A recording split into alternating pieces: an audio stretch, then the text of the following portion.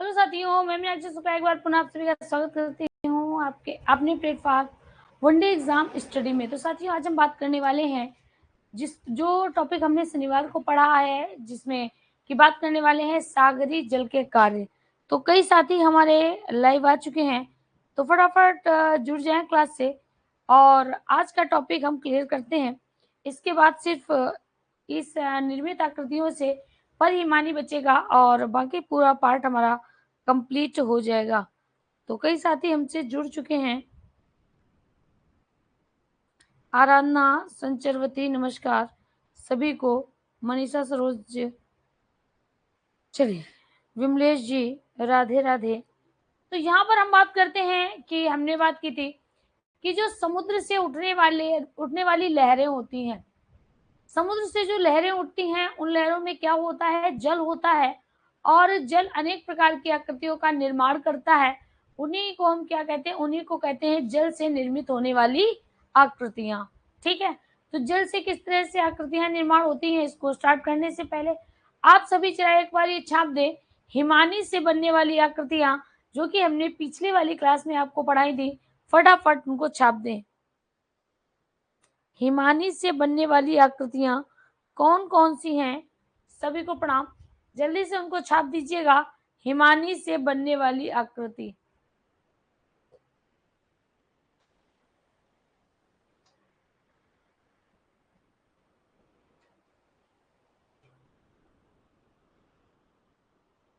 ये गुड़िया जैसी यू भी क्या है,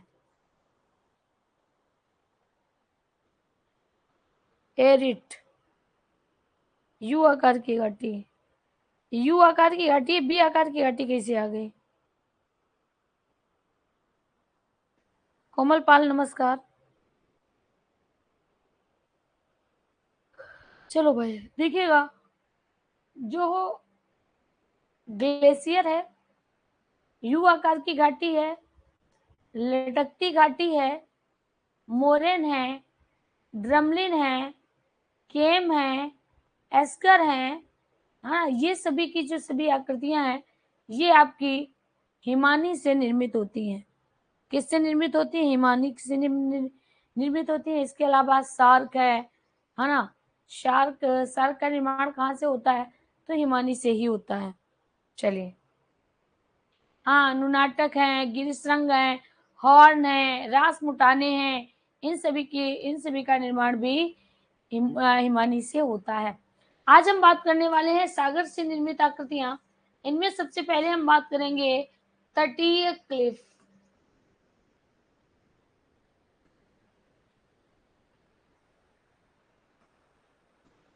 कंदरा, मेहराब, स्टैक, इसके बाद फियोर्ड तट, फियोर्ड तट, रिया तट, डालमेशियन तट,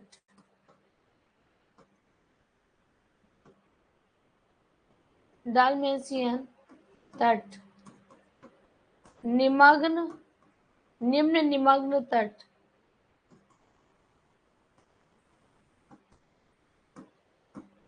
निम्न निमग्न तट, ठीक है। उपनिवेशिका,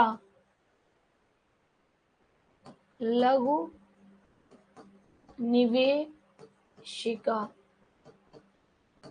लघु निवेशिका, ठीक है। इसके अलावा क्या क्या था? इसके अलावा डालमेशियन तट हो गया, निम्न निमग्न तट हो गया, और रोधिका, संयुक्त रोधिका,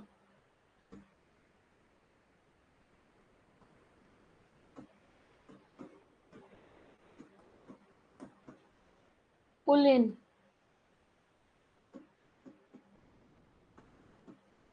लैगून, ठीक है, लूप, लूप या हुक।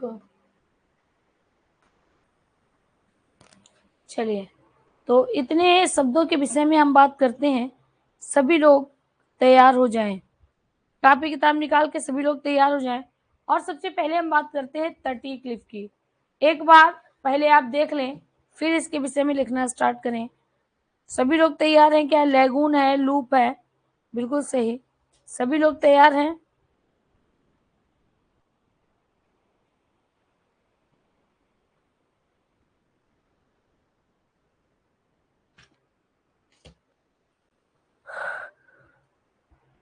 चलिए, तटीय क्लिफ क्या होता है ध्यान दीजिएगा, एक बार बता देते हैं। तटीय क्लिफ क्या है? जब समुद्र से उठने वाली तरंगे या जब समुद्री जल किनारे को एकदम सीधा काट देता है तो उसको क्या कहते हैं? तटीय क्लिफ कहते हैं। कंदरा की बात करते हैं तो जब समुद्र की लहरें किसी चट्टान को कंदरा की आकृति में काटती है, गुफा की आकृति में काटती है, तो वह कंदरा कहलाता है। जब किसी कंदरा का कटाव दोनों ओर हो जाता है तो उसको मेहराब कहते हैं। क्या कहते हैं? मेहराब कहते हैं। मेहराब के ध्वस्त हो जाने से जो समुद्र में खंबा जैसी आकृति खड़ी रहती है उसको स्टैग कहते हैं। उसको क्या कहते हैं? स्टैग कहते हैं। 4 शब्द हमने आपको बताए हैं और 4 के चारों लिखवाने जा रहे हैं, फिर आगे के विषय में बात करेंगे। तो सबसे पहले लिखिएगा समुद्र का जल। समुद्र का जल जब तट से टकराता है तो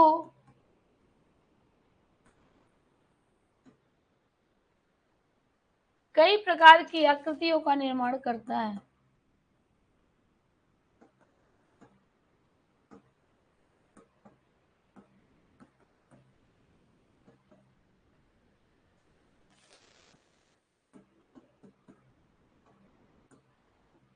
तो कई प्रकार की आकृतियों का निर्माण करता है,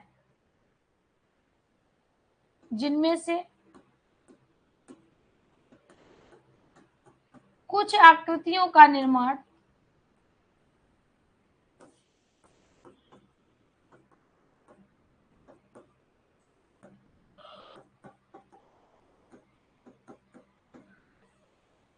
जल के कटाव से होता है,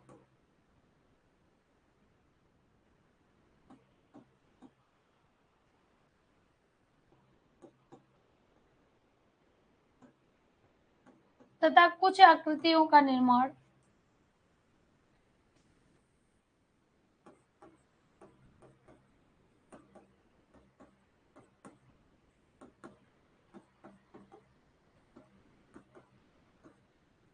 तथा कुछ आकृतियों का निर्माण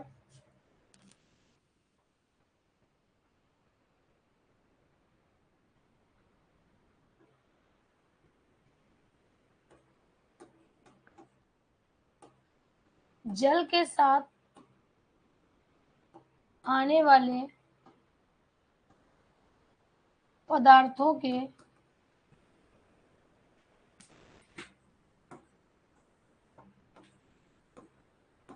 छूट जाने से होता है।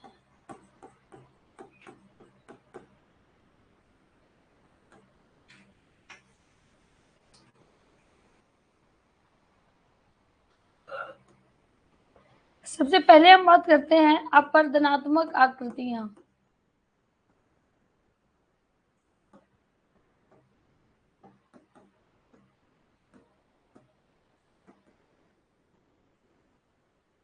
अपरदनात्मक आकृतियों में हम सबसे पहले किस पर बात करेंगे? सबसे पहले हम बात करेंगे तटीय क्लिफ। तटीय क्लिफ, सभी लोग जैसे ही तटीय क्लिफ आया तुरंत ही हमें क्या याद आया होगा? याद रखिएगा, जब समुद्री जल द्वारा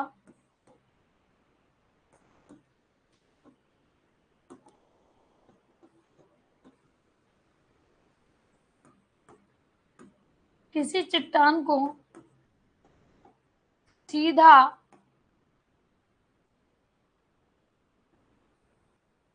जब समुद्री जल द्वारा किसी चट्टान को एकदम सीधा काट दिया जाता है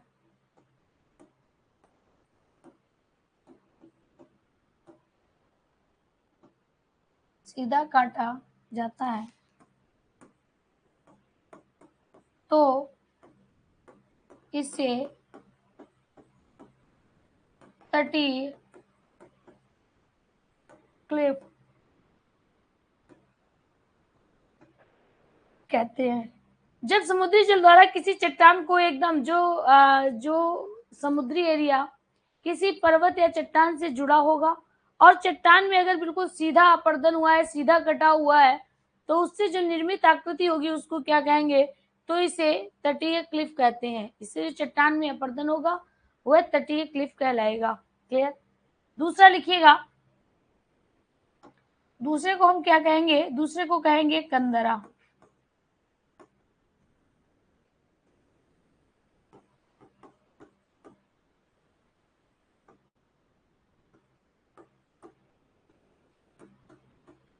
जब समुद्री जल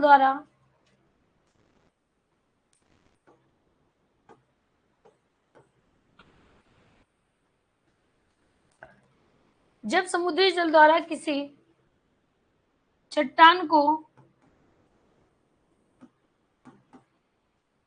गुफा के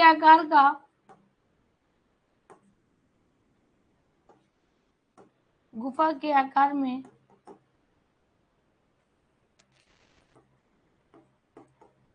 कटाव किया जाता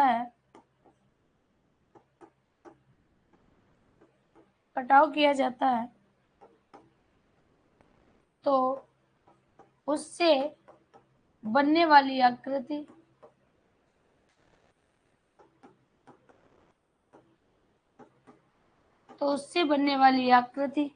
क्या कहलाती है? कंदरा कहलाती है।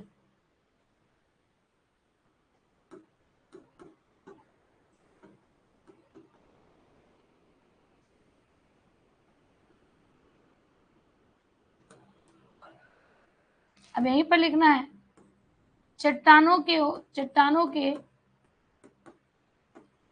दोनों ओर कंदरा के निर्माण होने से कंदरा के बनने से मेहराब का निर्माण हो जाता है।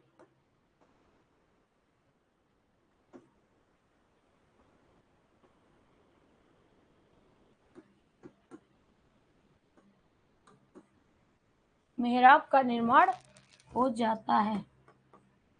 क्लियर? अगली आकृति स्टैक। मेहराब की छत ध्वस्त होने से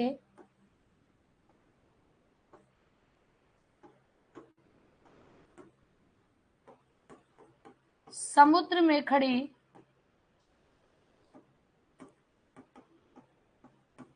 स्तंभनुमा आकृति, स्तंभ मतलब खंबे,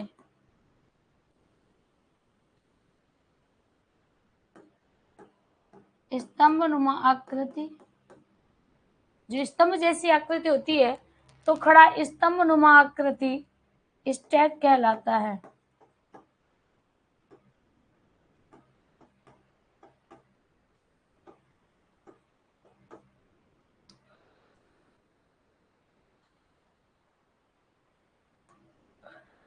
जैसे देखिएगा,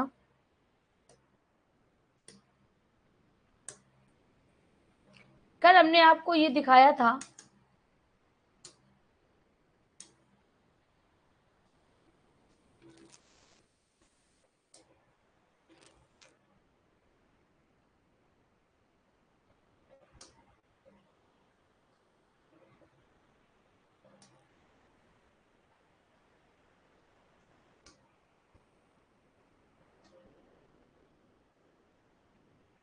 दिखाई दिया? देखिएगा यहाँ पर क्या है, यहाँ पर आप देख रहे हो पहले ये पूरी चट्टान यहाँ तक जुड़ी हुआ करती थी, ये पूरी चट्टान यहाँ पर जुड़ी हुआ करती थी, लेकिन लगातार पानी पड़ने से यहाँ पर आप देख रहे हो जल यहाँ तक है, ये सब जल ही है, ये सब जल ही है। तो ये क्या हुआ, सबसे पहले ध्यान दीजिएगा, सबसे पहले ये पूरा भाग जब एक में था, सबसे पहले इसका निर्माण हुआ। किसका निर्माण हुआ? इसके एक पार्ट का निर्माण हुआ। जब एक पार्ट का, जैसे एक छोर, जब ये गुफा जैसी आकृति बनी गुफा आपने देखा होगा, एक तरफ मुंह खुला होता है और दूसरी तरफ दीवार का मुंह बंद होता है। तो सपोज करिएगा इसका एक तरफ का मुंह ओपन हो जाए और दूसरी तरफ का मुंह बंद हो जाए, तो इसको क्या कहते हैं? इसको कहते हैं कंदरा। क्या कहते हैं? कंदरा कहते हैं। अब अगर किसी कंदरा यानी कोई गुफा है, गुफा का एक छोर जो पहला दरवाजा है वो भी खुल जाए और जो उसके अंदर वाला भाग है वो भी कहीं पर खुलता हो, उसका भी मुख कहीं पर खुलता हो, तो दोनों मुख खुले हो, दोनों मुख खुल जाएंगे। तो जब और बीच के भाग में आने जाने का रास्ता है। अब यहाँ पर आने जाने का रास्ता नहीं होगा क्योंकि समुद्र में है, तो बीच में क्या निकलता रहे? पानी निकलता रहे और पानी के ऊपर ये दरवाजा जैसी रचना दिखाई दे, तो उसको क्या कहते हैं? मेहराब कहते हैं। क्या कहते हैं? मेहराब कहते हैं। जैसे आप ये देख रहे होगे, ये मेहराब है और यहाँ पर आपको दिखाई दे रहा होगा यहाँ पर पानी है, तो अब पानी यहाँ से आर पार हो रहा है, तो इसको क्या कहेंगे? मेहराब कहेंगे। अब ये वाला हिस्सा कभी इससे जुड़ा हुआ करता था, मान लीजिएगा ये वाला जो हिस्सा था ये कभी आपस में ऐसे जुड़ा हुआ करता होगा, जुड़ा हुआ करता था, लेकिन लगातार जब पानी गिरा या जब लगातार लहरों ने इस पर चोट करी, तो पहले इसका क्या हुआ?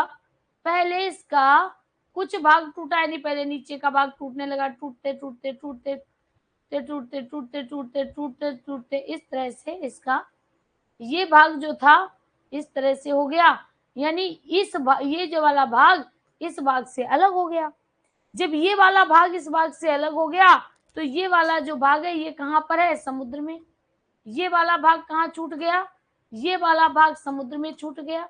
समुद्र में ये वाला भाग खंभा जैसा दिखाई दे रहा है, दिखाई दे रहा है ना, तो इसको क्या कहते हैं? इसको कहते हैं स्टैक। तो हमने आपसे क्या कहा कि मेहराब की ऊपरी वाली छत ध्वस्त होने से पहले ऐसे मेहराब बना होगा, जो मेहराब होगा ध्यान दीजिएगा इस तरह से ये रहेगा, ये रहेगा। तो ये जब ऐसे होगा, जब आसपास पानी निकल रहा होगा, देखिएगा ये ऐसे है ना, ये ऐसे है, तो ऐसे ही ये मेहराब होगा, इसके आगे पीछे से पानी निकल रहा।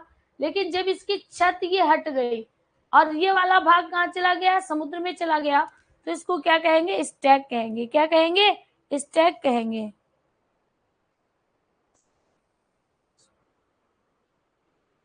भाई सभी लोग एक बार बताए कि सबका क्लास रुक रहा है?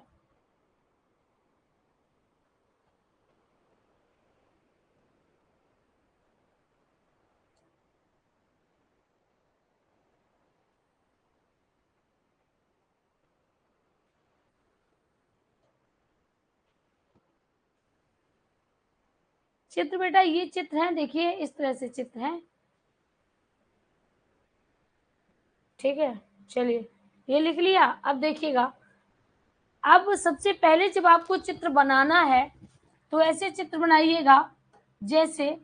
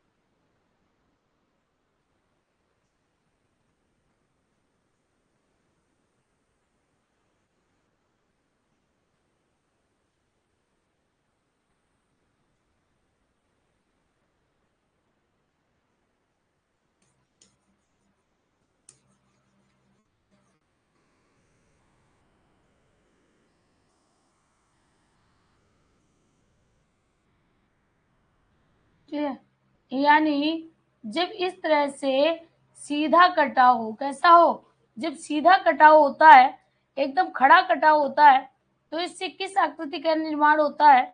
इससे किस आकृति का निर्माण होता है? अगर ये पूछा जाता है तो याद रखिएगा, बिल्कुल खड़े आकृति की जो ढालें होती है उनको हम क्या बोलते हैं? तटीय क्लिफ बोलते हैं। क्या बोलते हैं? तटीय क्लिफ बोलते हैं, तटीय क्लिफ बोलेंगे। यानी ये वाला जो एरिया है वो तटीय क्लिप हो जाएगा। क्लियर। अब दूसरी क्या कहता है कि जब यहां पर, अब जैसे ये वाला कोई हिस्सा है, अब ध्यान दीजिएगा, दूसरी आकृति बनवा रहे हैं, सभी लोग थोड़ा ध्यान दें। अब मान लीजिए ये वाली जो आकृति थी, इस आकृति में एक छोर पर जैसे समुद्र का पानी टकराया और लगातार टकराने से इसने एक आकृति बना दी, और क्या बना दी कि इसने एक छोर पर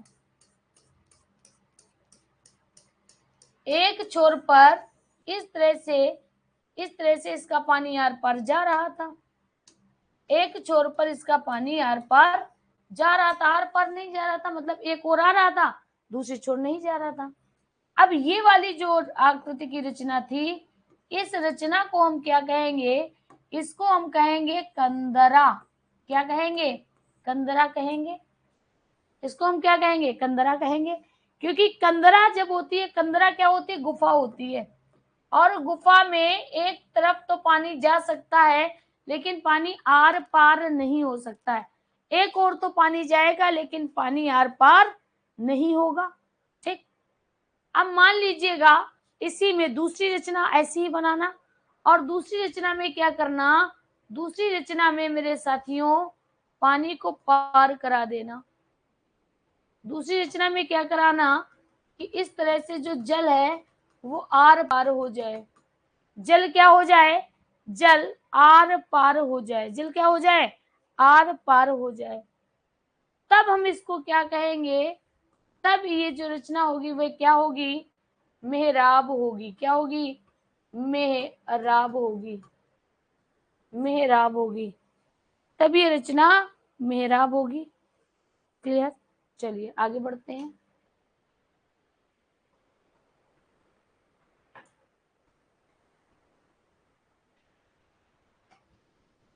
अब देखिएगा तीसरी रचना। मान लीजिएगा कोई ये पर्वत है,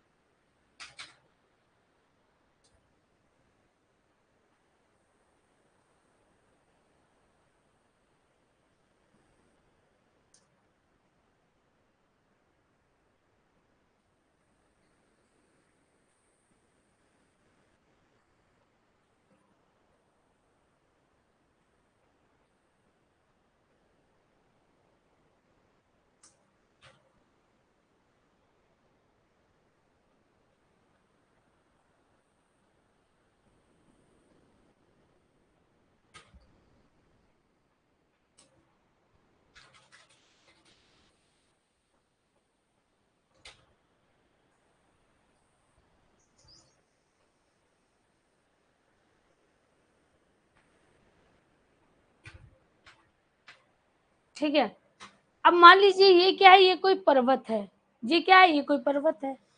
और अगर, अब ध्यान दीजिएगा, अगर इस पर्वत से लगातार, इस पर्वत के पास से क्या हो रहा, लगातार पानी है, यानी समुद्र है। ये क्या है?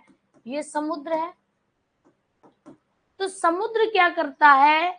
समुद्र इसके बीच वाले भाग को अगर हटा दे, मान लीजिएगा बीच के भाग में क्या जाए, बीच के भाग में पानी चला जाए, तो बीच के भाग में पानी घुस गया, बीच के भाग में क्या हुआ? पानी घुस गया, और पानी घुसने के कारण इसका जो ये वाला आकार था, मान लीजिएगा अगर ये वाला आकार होता, अरे भाई ये वाला आकार होता, तो ये वाला आकार होता, अगर ये वाला आकार होता तो इस वाले आकार को हम क्या कहते हैं? देखिएगा, पानी आर पार हो रहा है तभी तो पानी दिख रहा है, पानी आर पार इसके जा रहा है तो इसका मतलब पानी आर पार दिख रहा है। तो अब ये जो रचना है, ये मेरे साथियों देखिएगा, इसको हम क्या कहेंगे? इसको कहेंगे मेहराब। क्या कहेंगे? मेहराब। यानी जब पानी किसी चट्टान के आर पार चला जाता है, आता और जाता है, तो इस रचना को हम मेहराब कहते हैं। अब अगर मेहराब का ये ऊपरी हिस्सा उड़ गया, मेहराब का क्या हुआ? ऊपरी हिस्सा उड़ गया। तो मेहराब का जब ऊपरी हिस्सा उड़ गया तो आप ये देख पा रहे होंगे कि समुद्र में ये वाला जो हिस्सा है ये खंभे की तरह खड़ा है, और इसी को हम क्या कहते हैं? स्टैक कहते हैं। क्या कहते हैं? स्टैक कहते हैं। इसको क्या कहते हैं? स्टैक कहते हैं। समुद्र में समुद्र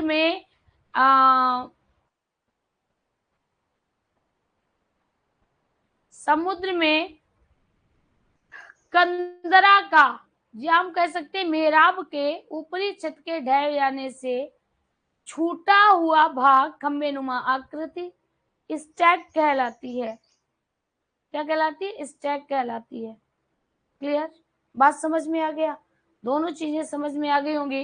यानी तटी क्लिफ क्या कहता है? तटी क्लिफ क्या होता है? मेहराब क्या होता है?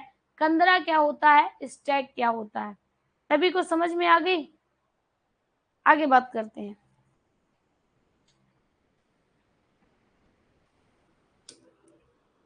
अब मान लीजिएगा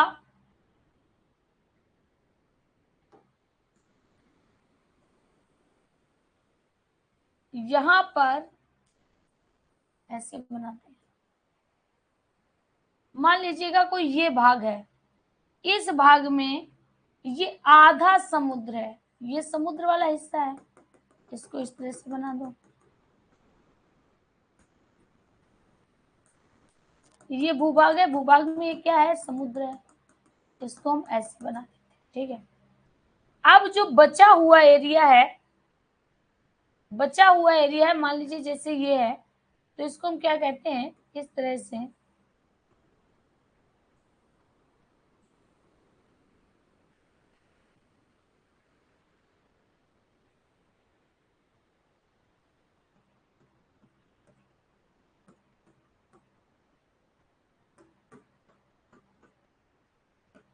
क्लियर। अब यहाँ पर अगर देखा जाए तो यहाँ दो तरह की, मतलब यहाँ पर ये जो चट्टाने आप देख रहे हो, यहाँ पर दो तरह की चट्टाने हैं। कैसी? एक तो कठोर चट्टाने होंगी और दूसरी मुलायम चट्टान होगी। दूसरी क्या होगी? मुलायम चट्टान होगी। तो जो मुलायम चट्टान होगी, मान लीजिएगा ये मुलायम चट्टान है, तो मुलायम चट्टान क्या होगी? मुलायम चट्टान कट जाएगी। मुलायम चट्टान क्या होगी? मुलायम चट्टान कट जाएगी। मुलायम चट्टान क्या होगी? मुलायम चट्टान कट जाएगी।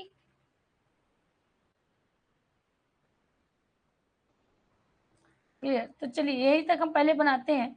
मुलायम चट्टान क्या हो गई? मुलायम चट्टान कट गई, जिसके कारण बनने वाली आकृति ऐसी हो गई, ऐसी हो गई, ये फिर ऐसी हो गई, ये फिर ऐसी हो जाएगी, है ना, और ये ऐसी होगी। और ये जो कटी नहीं, मान लीजिए ऐसे है, तो ये ऐसी हो जाएगी, ये ऐसी होगी, फिर ये वाला जो तट है ना, ये इस तरह का होगा, ये इस तरह का होगा, और ये जो है ना, ये इस तरह का होगा, इस तरह का हो जाएगा। यानी आप ये बात कह सकते हो, ध्यान दीजिएगा, कि ये जो कटा वाला एरिया है ना, कटा वाला, ये कौन सी चट्टान कटी थी? ये मुलायम थी, तो ये कट गई। ये कठोर चट्टान थी, नहीं कटी। ये मुलायम, ये कठोर चट्टान थी, नहीं कटी। ये मुलायम चट्टान थी, कट गई। ये कठोर चट्टान थी, नहीं कटी। मुलायम चट्टान थी, कट गई। कठोर चट्टान थी, नहीं कटी। मुलायम चट्टान थी, कट गई।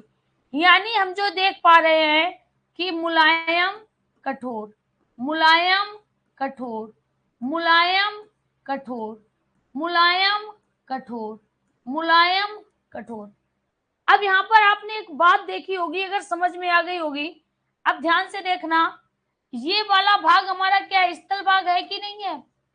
देखिए, एक तरफ स्थल, दो तरफ स्थल, तीन तरफ स्थल, तो इसको हम क्या कहेंगे, ये एक तरह से, ये देखिएगा अंडाकार, ये हम देखें इसका आकार क्या है, अंडाकार है, और ये अंडाकार क्या है, खाड़ी है।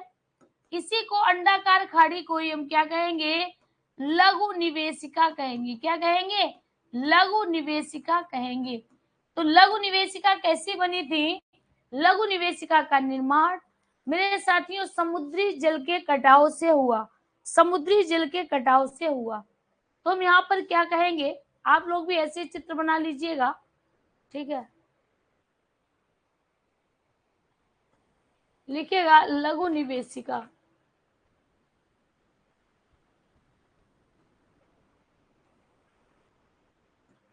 कठोर व मुलायम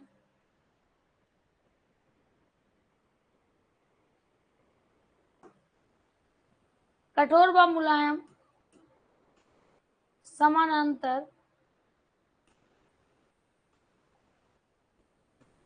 समानांतर चट्टानों के फैलाव होने से कठोर चट्टान जैसी की तैसी बनी रहती हैं,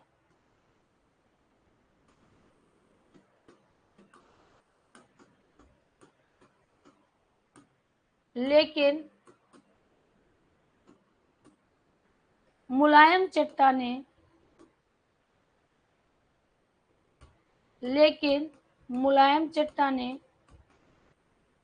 अंडाकार खाड़ी के रूप में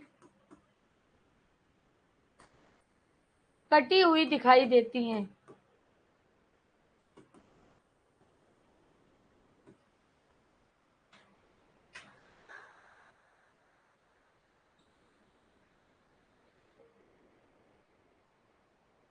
हमने आपसे क्या कहा कि जो मुलायम चट्टानें होती है वो अंडाकार खाड़ी के रूप में कटी हुई दिखाई देती हैं,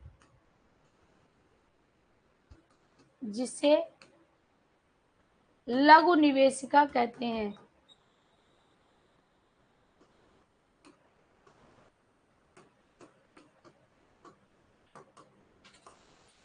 भारत के पश्चिमी छोर पर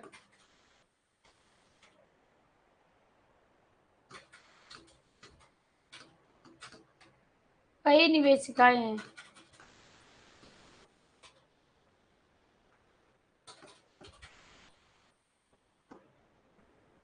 क्लियर, समझ में आ गया सभी के समझ में आ गया। लघु निवेशिका किसे कहते हैं, लघु निवेशिका को ही हम कोब कहते हैं, लघु निवेशिका को ही क्या कहते हैं, कोब कहा जाता है।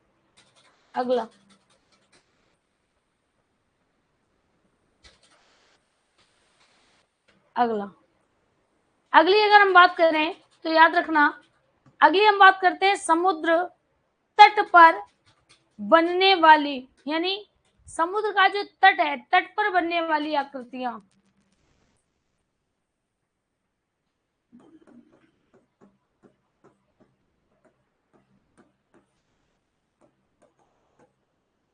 बनने वाली आकृतियां, सबसे पहला फियोर्ड तट,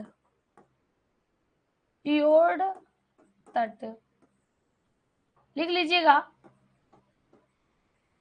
समुद्र तट में उच्च अक्षांशों पर स्थित, उच्च अक्षांशों पर स्थित जल निमग्न हिमानीकृत घाटियां, हिमानीकृत घाटियां। नॉर्वे को फियार्डों का देश कहते हैं, फियार्डों का देश। ग्रीनलैंड तथा कनाडा में भी फियोर्ड है। ग्रीनलैंड व कनाडा में भी फियोर्ड है। ठीक है, फियोर्ड हो गए। अब इसके बाद दूसरा आता है रिया तट। रिया तट,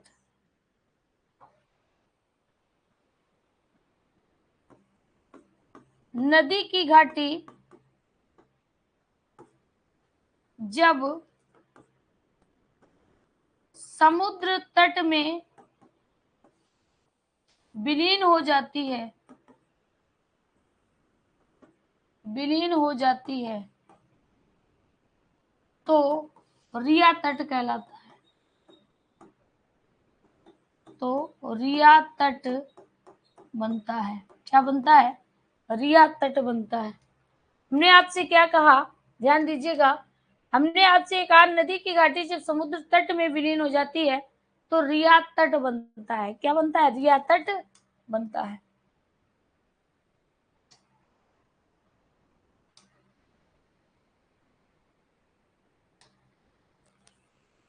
डालमेशियन तट,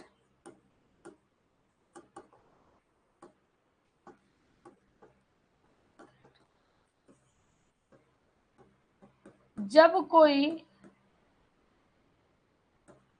पर्वत किसी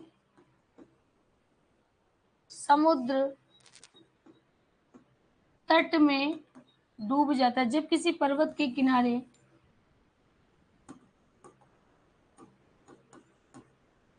समुद्र तट में विलीन हो जाते हैं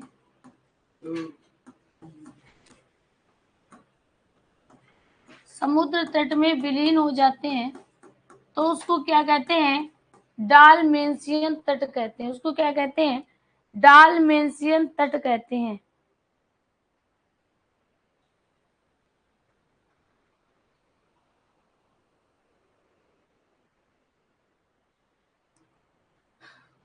पूर्वी मिश्रा बेटा देखिएगा, मेराब की कहाँ नहीं लिखाया है।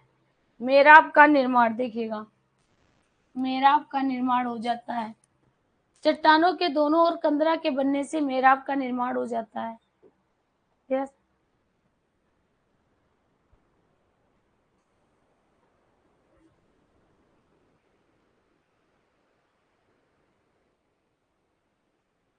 क्लियर। कंदरा और मेराब से एक साथ है, फिर स्टैक है। आगे बढ़ते हैं। यहाँ पर मेराब भी बनवा दिया और स्टैक भी बनवा दिया।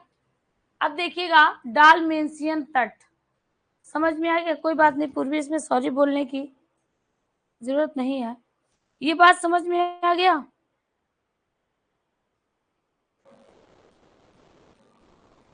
अगर डालमेशियन तट की बात करें तो याद रखना, जो यूगोस्लाविया है, किसकी बात करते हैं? यूगोस्लाविया,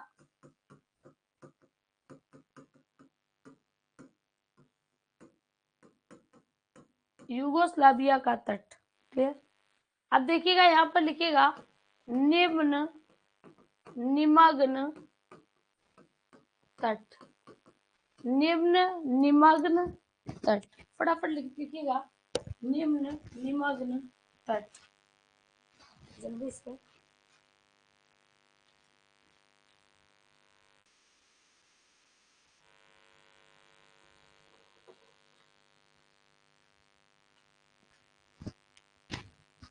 निम्न निमग्न तट किसे कहते हैं? देखिए निम्न मतलब क्या है? निचला।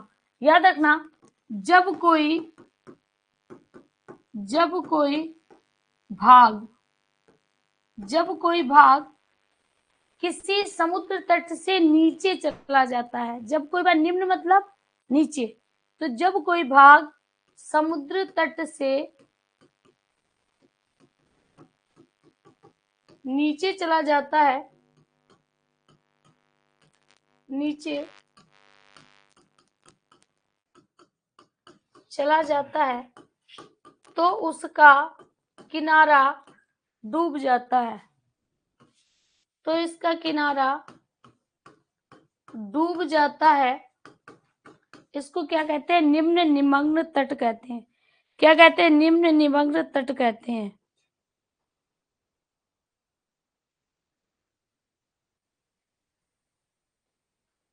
सुजाता, इनका चित्र नहीं बन पाएगा बेटा, क्योंकि देखिएगा, अब आप सपोज करिए इनका चित्र कैसे कैसे होगा, यानी इनका चित्र तो सबका लगभग एक जैसा होगा, लेकिन सबसे पहले जो बर्फ की घाटियां होंगी, वो अगर समुद्र में डूब जाएं तो वह फ्योर्ड होगा। और अगर दूसरी अगर हम बात करें, अगर किसी नदी का मुहाना, नदी की घाटी अगर समुद्र में विलीन हो जाए तो रिया तट होगा। ठीक है। दूसरा, जब कोई पर्वत का कोई तट किसी समुद्र में डूब जाए तो डाल्मेशियन तट होगा। और जब कोई भाग समुद्र तट से नीचे चला जाए तो वह निम्न निमग्न तट होगा। वह कोई निम्न निमग्न तट होगा। आगे देखिएगा, निर्गत समुद्री तट।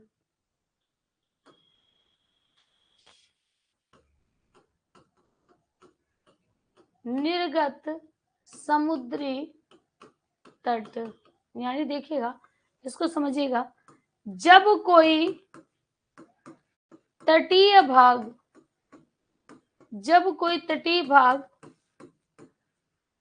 समुद्री क्षेत्र से ऊपर उठ जाता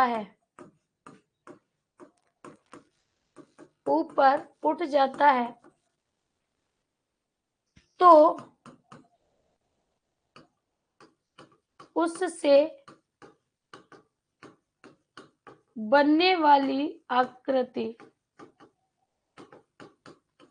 को निर्गत समुद्री तट कहते हैं।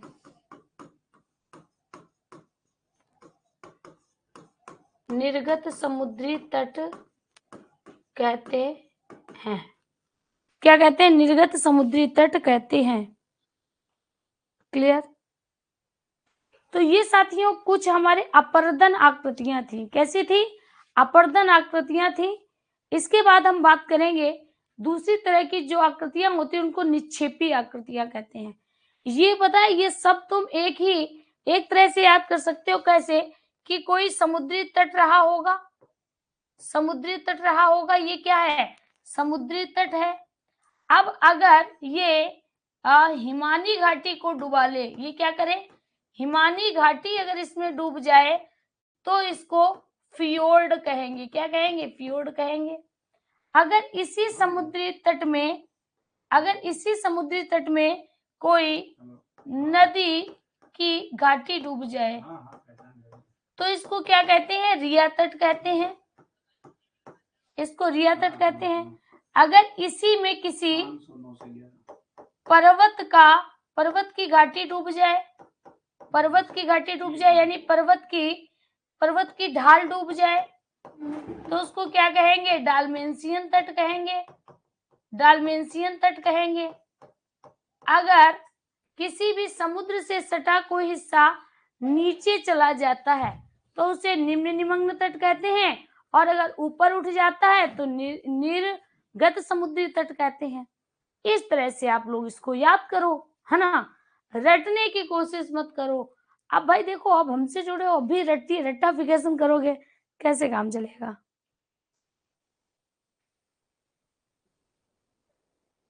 ये हाँ शिवा, इतना जल्दी बता, 4:51 हो गया, दिखाई नहीं देता है। चलिए आगे देखिएगा, रोधिका किसे कहते हैं? अवरोध को कहते हैं। अवरोध को कहते हैं। तो यहाँ पर ये कैसी आकृतियां हैं? निक्षेपी। यहाँ कैसी है? निक्षेपी आकृतियां हैं। तो याद रखना, जब धारा या लहरों के द्वारा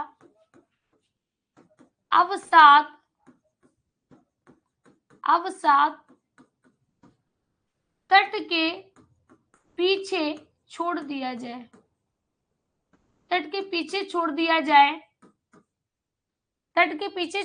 जाए तो उसको क्या कहते हैं? तो अवरोधिका कहलाती है। क्या कहलाती है? अवरोधिका कहलाती है। या रोधिका का मतलब क्या होता है? रुकावट। यानी इसने क्या किया? पानी के, जो समुद्र का पानी है उसके लिए रुकावट का कार्य किया। तो जब धारा या लहरों के द्वारा अवसाद तट के पीछे छोड़ दिया जाता है तो पानी के लिए अवरोधक का कार्य करती है, उसी को रोधिका कहते हैं। क्या कहते हैं? रोधिका कहते हैं। आगे देखिएगा, उसको कहते हैं स्पिट, इसी को कहते हैं लूप या कहते हैं हुक। ठीक है, देखिएगा, जब अवसाद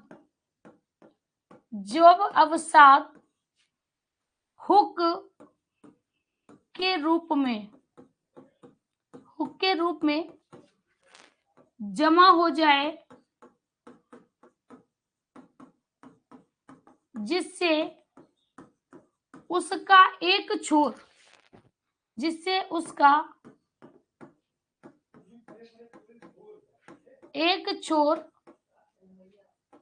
स्थल से तथा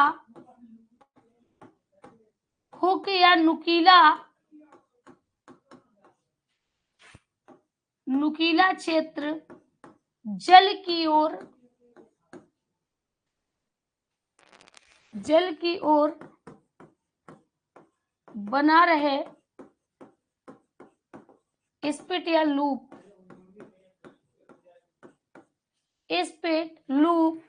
या लूप जिह्वा कहते हैं।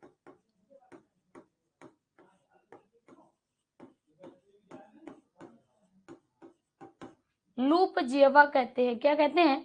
लूप जिह्वा कहते हैं। क्लियर? उसको क्या कहते हैं? लूप जिह्वा कहते हैं।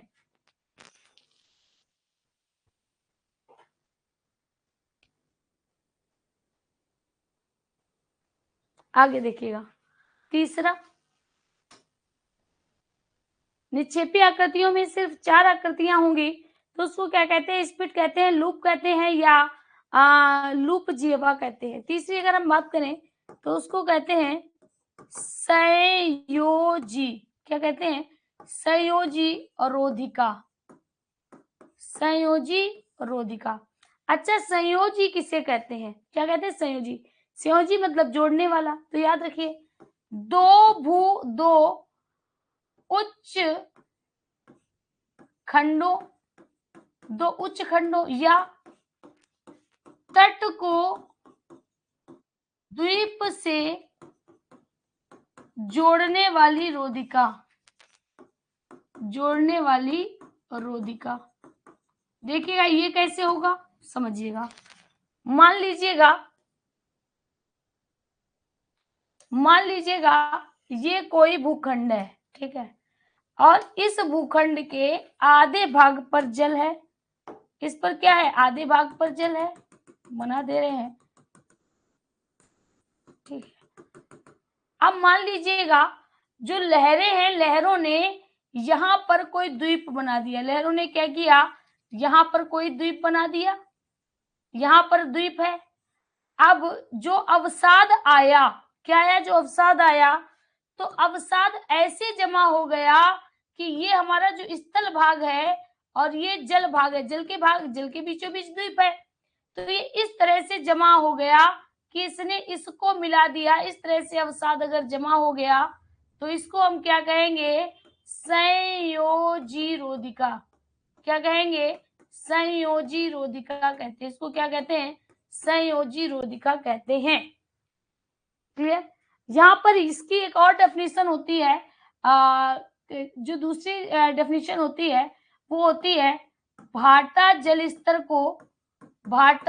स्तर से तटीय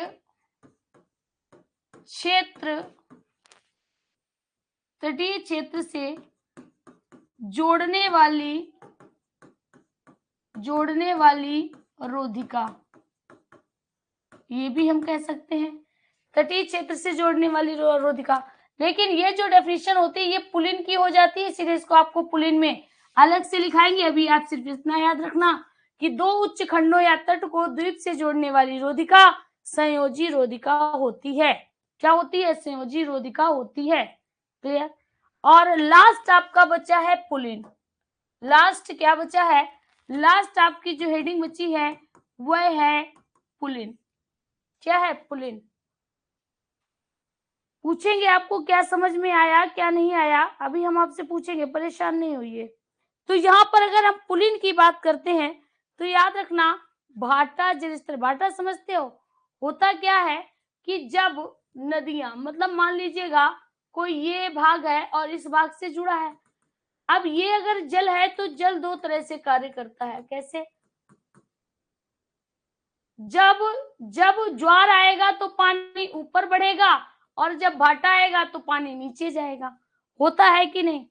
तो पुलिन कहता है भाटा स्तर से, भाटा जल स्तर से, भाटा जल स्तर से तट को जोड़ने वाली, तट को जोड़ने वाली रोधिका, तट को जोड़ने वाली रोधिका क्या कहलाती है? उसको हम कहते हैं पुलिन। अब यहाँ पर देखिएगा, मान लीजिएगा जब भाटा आता है तो पानी ऊपर बढ़ जाता, ज्वार आता है तो पानी ऊपर बढ़ जाता है, भाटा आता है तो पानी उतर जाता है। जैसे ये वाला क्षेत्र है, अब इस वाले क्षेत्र में तट तो ये है, मान लीजिएगा तट ये है, ध्यान दीजिएगा, तट तो मान लीजिएगा ये है, तट ये है। अब इसमें दो प्रकार की आपने गतिविधियां पढ़ी होंगी जिसको कहते हैं ज्वार भाटा, पानी का ऊपर जाना ज्वार और नीचे उतरना भाटा। तट तो यही है, तट क्या है? ये है। अब यहाँ पर जब ज्वार आएगा तो पानी बढ़ के ऊपर यहां तक पहुंच जाएगा, इतने पानी में इतनी वृद्धि हो जाती है, पानी में इतनी वृद्धि होती, तट यहां तक था, पानी वहां पहुंच गया। तो इस वाली हरकत को क्या बोलते हैं? इस वाली घटना को ज्वार बोलते हैं। और अगर हम भाटा कहें तो भाटा में पानी इस तरह से उतरकर और नीचे पहुंच जाता है, यहां पहुंच जाता है। तो अब इस क्षेत्र को यहां से, ये वाला तट है और ये वाला तट है और ये वाला भाटा स्तर है, भाटा जल स्तर है और ये वाला तटीय जल स्तर है।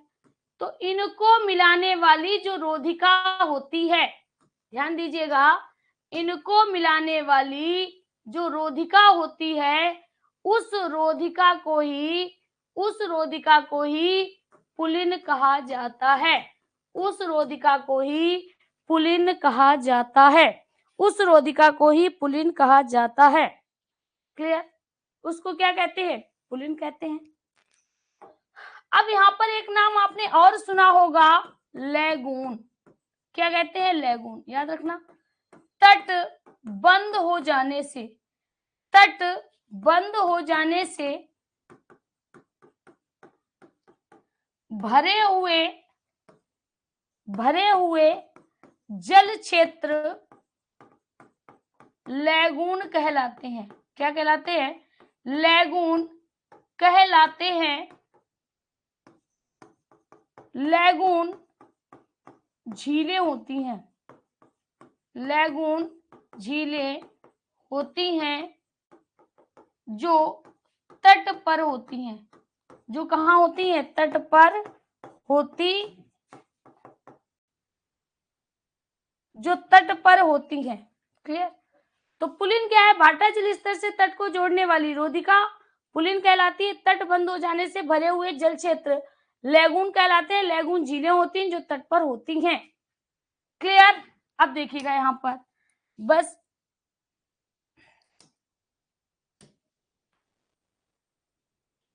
देखिएगा, कल हमने आपको ये वाला दिखाया था, इसको हम क्या कहेंगे?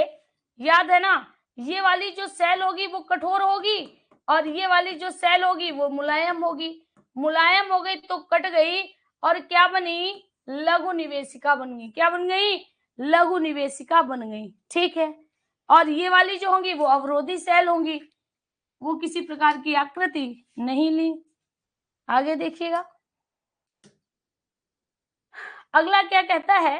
अगला ये वाला देखिएगा,